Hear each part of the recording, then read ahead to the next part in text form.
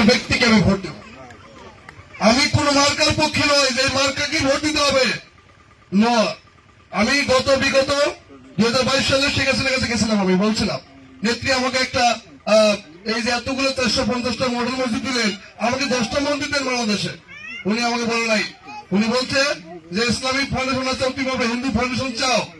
এইখান থেকে আমাদের যে ব্রেন্ডের যে একটা অক্সিজেন দিচ্ছে, এই অক্সিজেন আমাদের থেকে বের হতে হবে। আমরা যে ধর্মের আমরা নিরাপত্তা যে ধর্মে পাবো, যাদের কাছে পাবো, আমরা সেই ব্যক্তিকে আমরা ভোট দিব। আমাদের প্রতিনিয়ত আমি দেখতেছি আমার হিন্দু নির্যাতন হচ্ছে, এখানে হচ্ছে, ওখানে হচ্ছে। আমরা চাই শক্তি, আমরা সংখ্যালঘু নই। আমরা কিসের সংখ্যালঘু? সংখ্যালঘু রোহিঙ্গারা। আমরা কি রোহিঙ্গা? আমাদের বর্তমান সম্পত্তিটা আরেকজন দখল করে খাচ্ছে। আমরা কিসের রোহিঙ্গা? আমরা এই দেশের পূর্বপুরুষের ঘর বাড়ি, এই সম্পত্তি আমাদের, এই দেশ আমাদের, এই মাতৃভূমি আমাদের, এই জন্মভূমি আমাদের। আমরা সংখ্যালঘু নই। যে যারা সংখ্যালঘু বলবে তাদেরকে আমরা ভোটের মাধ্যমে সংখ্যালঘু বানাবো।